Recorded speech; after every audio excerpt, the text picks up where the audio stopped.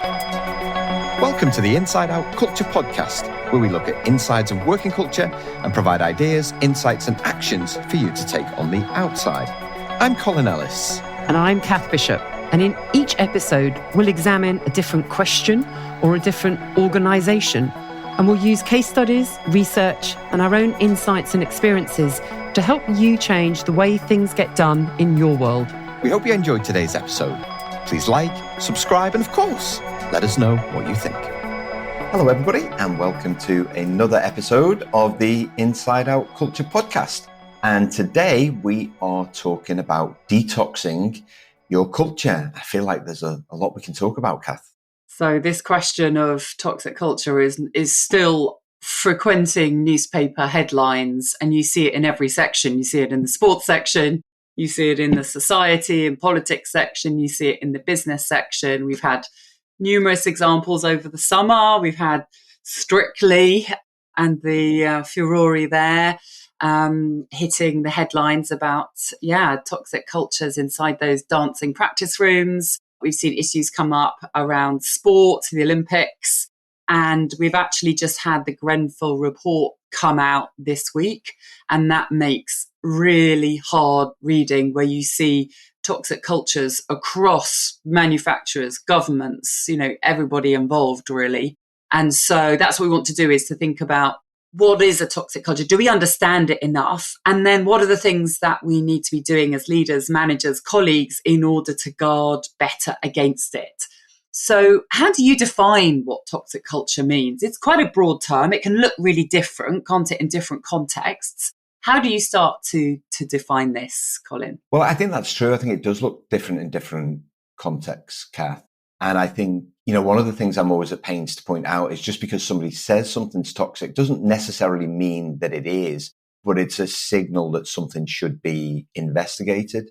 And often when we think about toxic cultures, we kind of go to the most harrowing elements of that: bullying, harassment, racism, sexism, misogyny, homophobia, ageism, kind of assault, physical, verbal. It can be as simple, and I use that word advisedly, as a lack of trust, poor communication, hubris, inequity of pay, poor work-life balance. We've had Australia are the latest company to implement the right to disconnect laws. We're now legislating culture because we don't trust business to not impinge on time. So, there are real gradings. I always say there's like 3 grades. There's like a level where it's consistently combatant, where everything feels like a fight, everything feels like a battle. There's a corrosive culture, and that's really around bullying, harassment, where we're slowly ebbing away at someone's kind of personal, physical safety. And then there's harmful. It exists at different levels for different people, I feel. And you've been really collating stories, information, details, advice, tips, strategies, tools in a brilliant book that's just come out, Detox Your Culture. So I'm going to ask you a bit more about that sort of later in our discussion.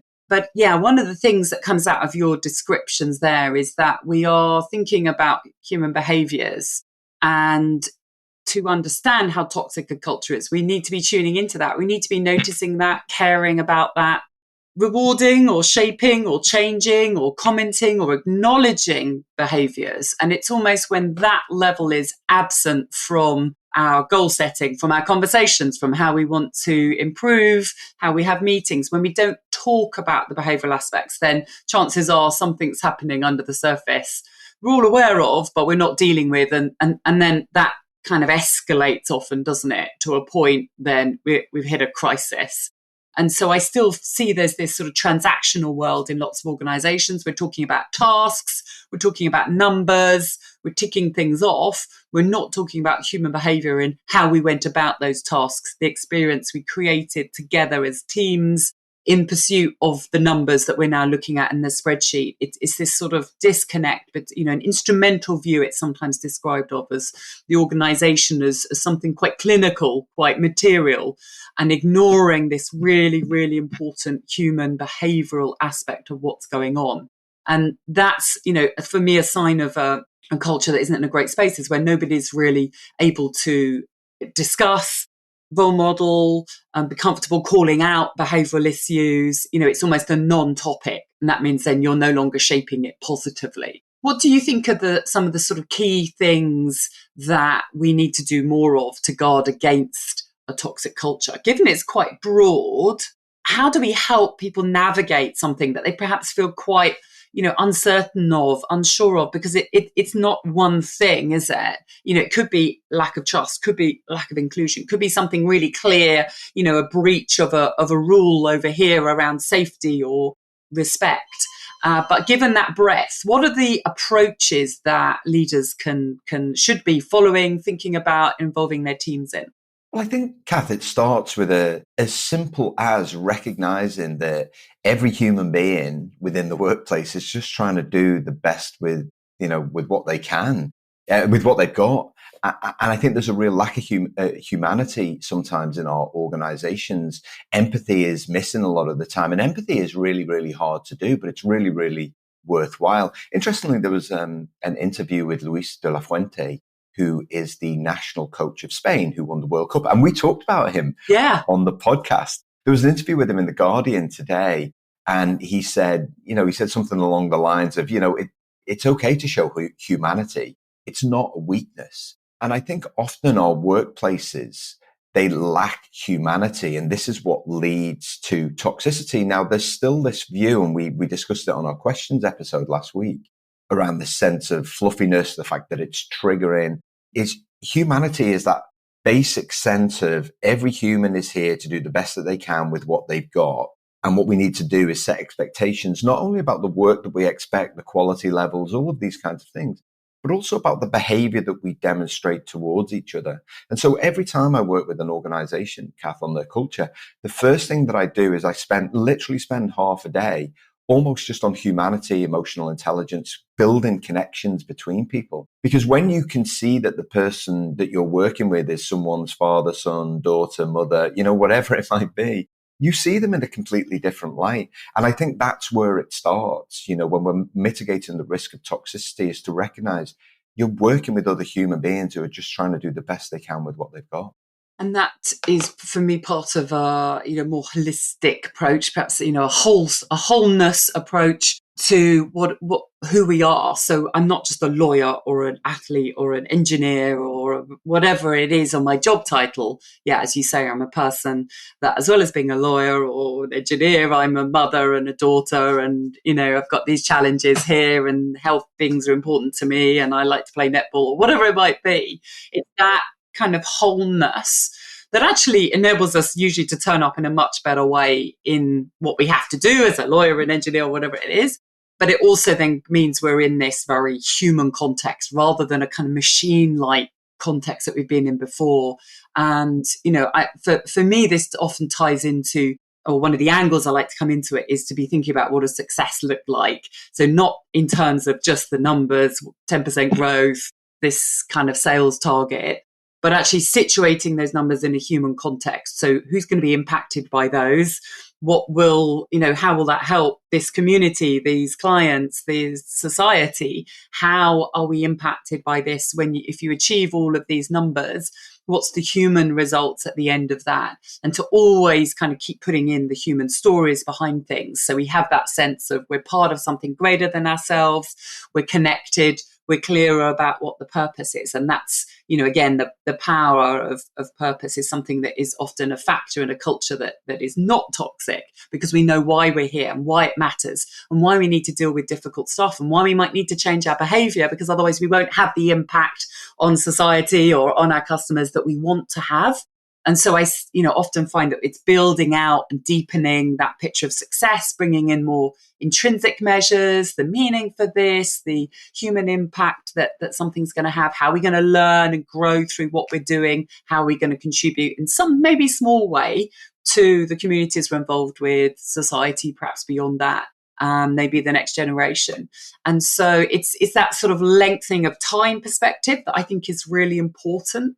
so that we know why we're doing something today and why we shouldn't cut corners, why disrespecting somebody is actually, it's going to have so many consequences for us. So I find sort of building a bigger picture is really important. And it doesn't matter where you are in the organization, you then need to know how you connect into that and thinking about, what I call the long win, but this sort of bigger sense of why we're here that can be a useful curb on those difficult behaviors. Because I think one of the other issues is in organizations, if you've got something happening you don't like, you can sort of say, don't do that, and you mandate that.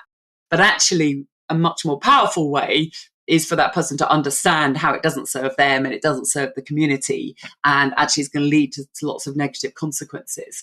So how we manage bad behavior, I think, is really important as well, but we need to do it in a way that will actually create the change rather than telling somebody off, shaming them, humiliating them, and then telling them not to do something often isn't very effective. And that's how we see sometimes cultures that struggle to change, even when they know they need to.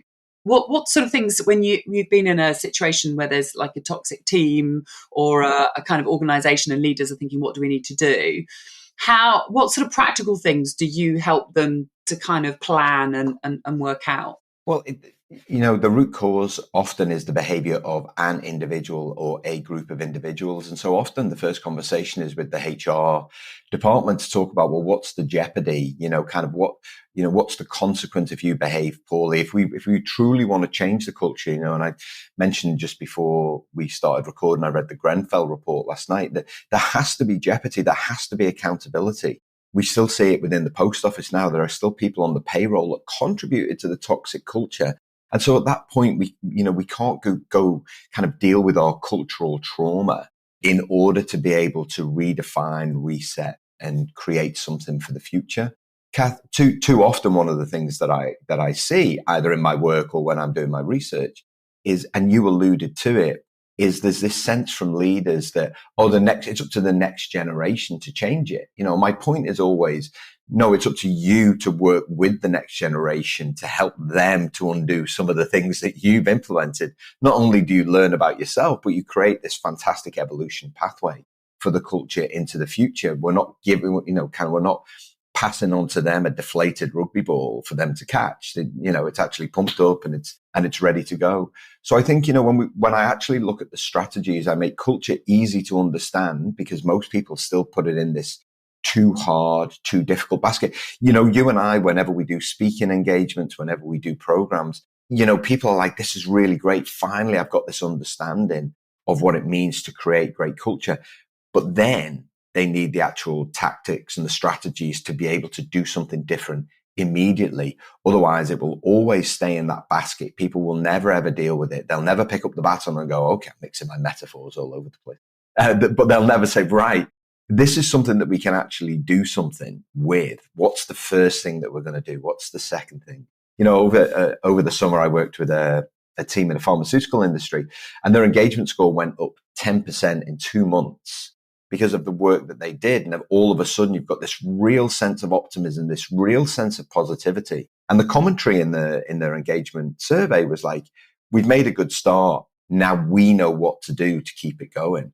And so there's less of a reliance on somebody to come in and help you re-energize, and more of a realization that we now have the skills ourselves to be able to do culture in the way, that we want, such that we get maximum happiness out of our job. I always say you get the culture that you choose to build. And when you teach people how to do it themselves, then there's really no excuse for building a great culture every day. What sort of things? Can you give us examples of, in that pharmaceutical company, what sort of things they started doing or chose, give us some examples. Yeah, so teach people how to communicate with each other. So that there has to be this recognition that there are different personalities working in the workplace. And therefore, there has to be different ways of communicating with each other. It's being able to recognize, and this is empathy in action, right? We talk about empathy, but in practice, it's me recognizing Kath has a slightly different personality than I do, and me adjusting my communication style. And that's a skill in itself. So I teach that. We created a vision statement, short, sharp, 5 words, easy to remember, something that they can keep front of mind. And every strategic decision has to line up with the vision. So now they're asking themselves the question, if we undertake this, how does it contribute to the vision? Yeah. So all of a sudden it becomes very, very easy to prioritize work. And it does become easy because they're like, it doesn't line up to the vision. And then another thing that we did is we created new cultural norms. We said, I get teams to list, here's the dumb stuff that we do. Here's the good stuff that we do. We don't want to throw the baby out with the bathwater. We don't, we want to keep all of the good stuff. I say, okay, well, let's address all of these things that we don't like. And typically when you work with office-based teams, Kath, emails, meetings, they're relatively straightforward to change. But you have to make an agreement that actually our cultural norm is to value and respect each other's time. Okay, well, what does that mean in practice? And you get them to list, 5 to 10 things. And then immediately they can go away and say, all right, well, we're going to have 20-minute meetings. All right, we're going to stop copying people into emails. One team reduced their email that I work with, reduced their email by 30% in 6 months, just because I helped them create a new cultural norm. So it's these kind of practical things that not only enhance the well-being and the sense of achievement that people get, but they also then de-risk the culture from ever becoming toxic, because people know the actions they need to take to maintain that sense of vibrancy. Brilliant. So that's really why we started the podcast as well, isn't it? To help kind of help people think about culture, get more comfortable with it, get some practical ideas, have a space, ask us some questions, and to kind of really make sure it doesn't get put in that too difficult basket. Now, another thing that you've been working on for the last year or so to help leaders have better ideas of how to approach this and practical advice. And that's all come out in your book, which has literally come out a few days ago. And it's called Detox Your Culture, Deliver Results, Retain Staff, and Strengthen Your Organization's Reputation. And so, tell us a bit about why you chose to spend all that time. And I know it takes a lot of time to write a book. Tell us a bit about why you've written this now. Well, I wrote Culture Fix in 2019, Kath, which was kind of a blueprint to sort of say, here's the way you go about building culture. And very much inspired by the work of other culture authors. So, people like Erin Mayer wrote the Culture Map, yourself wrote the Long Win, Daniel Coyle wrote the Culture Code. And what they provide is this real context for why building culture is important. And yet, I still read all of these stories. 1 in 4 people dreads going to work. People with high levels of stress are 22 times more likely to think suicidal thoughts. Employee turnover triggered by toxic culture costs business $22 billion a year. So what I wanted to do was take some of those statistics and almost create a risk management plan for organizations to sort of say, toxic culture is not inevitable. It doesn't have to happen. I think sometimes there's almost this expectation that, from time to time that's going to happen and we'll deal with it when it arises. Well, it doesn't have to happen. So really it was a response to some of the horror statistics, some of the stories that people personally told me, and a real desire to continue to educate leaders on not only why culture building is important, so that's to add to the work that's already out there, but also here are some very, very practical things that you need to be thinking about and that you need to be doing in order to get to the point where the culture doesn't become toxic. Someone said to me, it's like, so I only buy this when I've got a toxic culture. I'm like, no. If you waited until then, it's probably too late. You buy it, when you're even thinking about how do I keep my culture great? Well, one of the things you do is you get the book and you can go down and you go, well, we're doing that. Great. We're doing that. Oh, we're not doing that. We're not thinking about that. The other reason, Kath, is that I saw a spokesman and it was a spokesperson talk about a toxic culture in New Zealand, a particularly harrowing case. And I'm like, how is it that leaders avoid accountability for toxic culture by sending a spokesperson? And it's things like that made me angry. I was like, I really do have to write the book here to make sure that they understand what's the response when things do turn toxic. But my hope is that people read it and get a sense of, here's the work that I need to do to make sure this never happens in my place of work. So I've read it. It's a great read. Totally recommend it. And it has what I love. It's got loads of case studies throughout, loads of examples. And you realise, just how prevalent this is.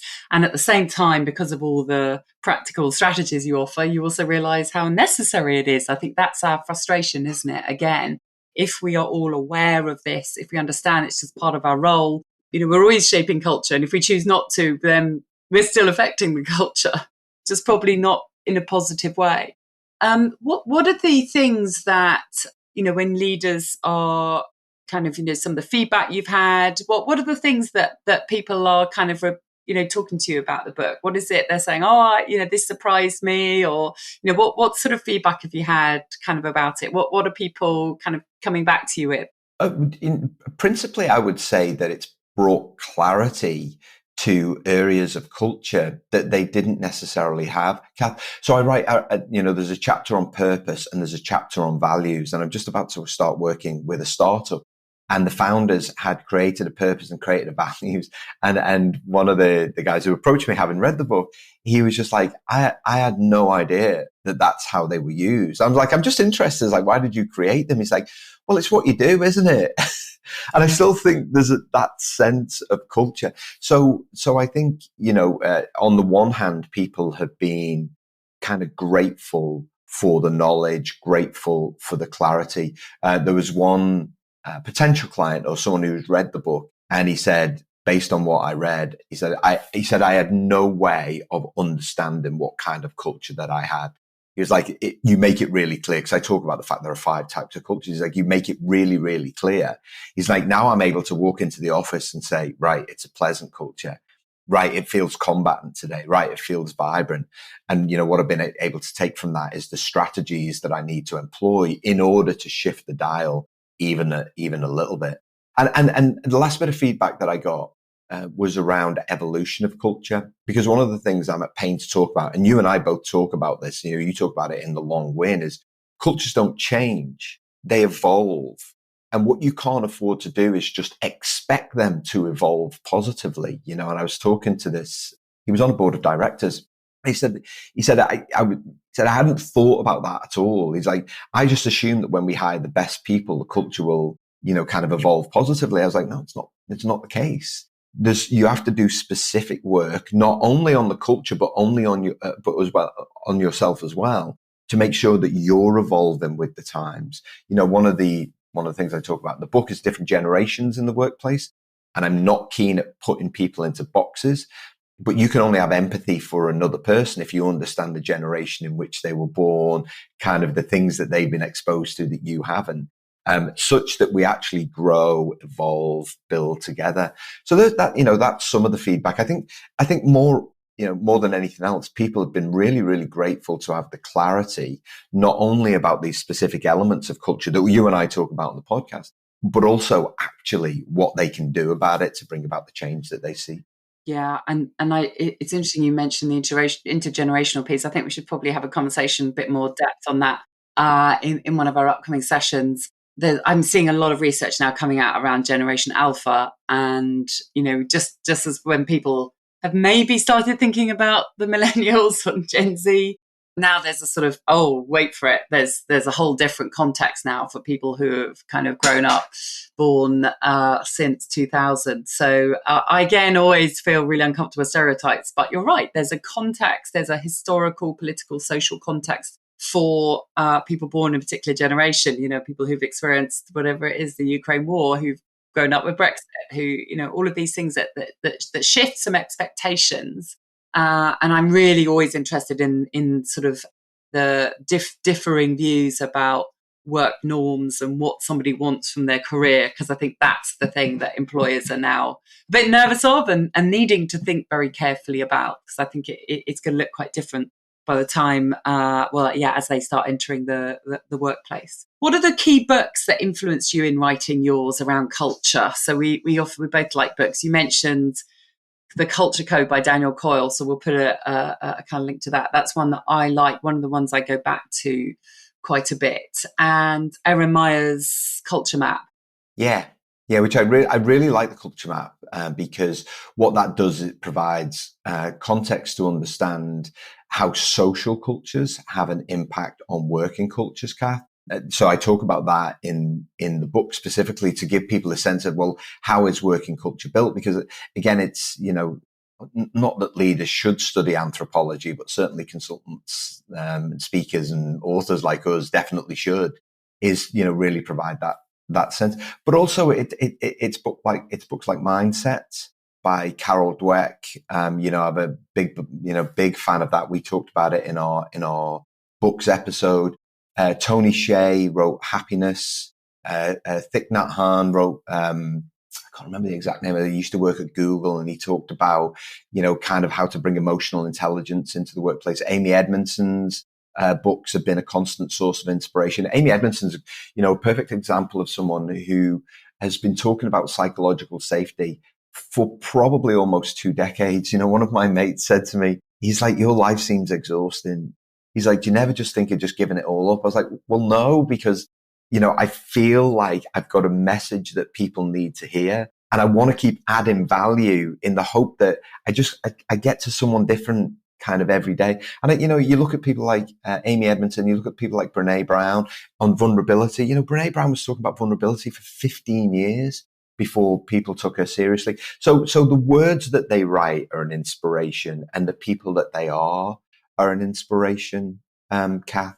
And so, for me, it's finding those books that can add to my own thinking, challenge my own thinking. I like Yuval Noah Harari's books, and he Sapiens, and Yes. Wow. Yeah. Very thought provoking. Yeah. And in that bigger context of humanity, not even just society, he's thinking humanity, millennia of human progress, and what characterizes us. Yeah. I love his writing. Yeah, and all of those things, again, if I can read that huge, thick book, I read Ray Dalio Principles, someone who's got his own company, Bridgewater Associates, got a fabulous culture. And he wrote this really big, thick book. But I see it as my responsibility to read that, make some notes, distill it down into core themes. Don't let AI do it. It's my own learning as well. And then present it back in a way that makes sense to people so that they can better understand human dynamics. And I've talked on the podcast in the past, I'm a relatively basic and inverted commas. I like to use language that I feel is easy to understand at the first time of reading. So that people can really get a sense of what's immediately possible. And yeah, so those are some of the books that have inspired me. Great. So we always like to offer some practical tips. So I was thinking we'd draw largely on your book, but give us perhaps what that first step might be, a sort of action. If you want to think about detoxing your culture, I mean, one action is buying your book, obviously. And then, what would you recommend people to do as the first step?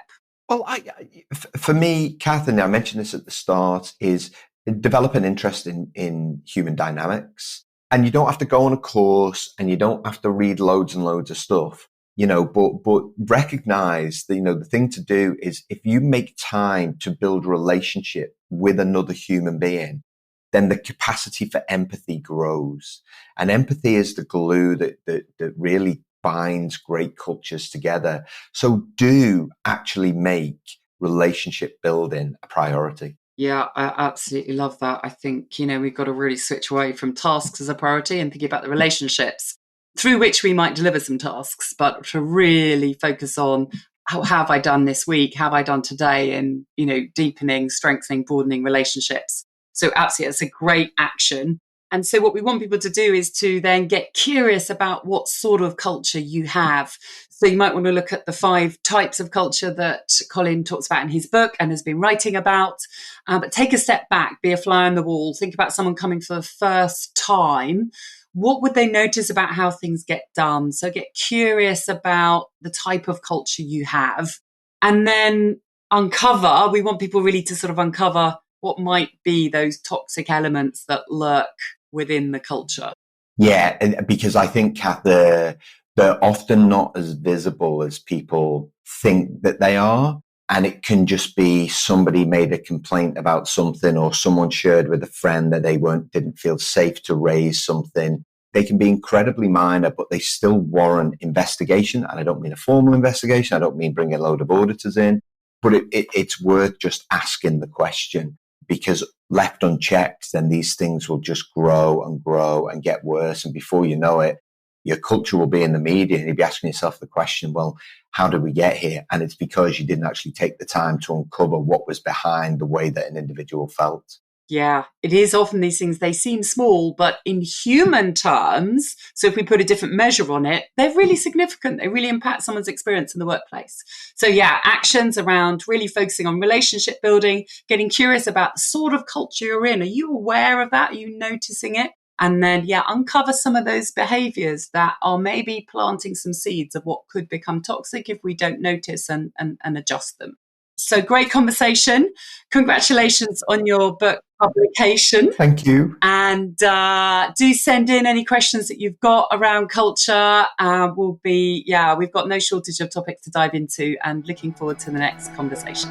Thanks, Kath. Thanks for listening to today's Inside Out Culture podcast. Please remember to like, subscribe, and of course, share with others who you think may be interested.